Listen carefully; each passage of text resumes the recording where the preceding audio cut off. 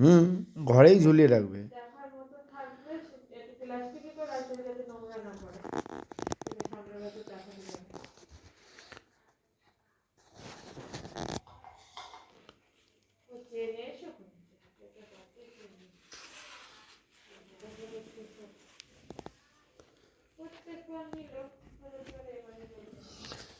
আরে না গো, এবারও নেবে, ওদের প্রত্যেকবারই এই অজুহাত থাকে। এর আগের বারও দেখনি বললো, হেড স্যার বললো নেবে না, কিচ্ছু লাগবে না বাচ্চাদের, কিন্তু দিতে হয়েছে তো।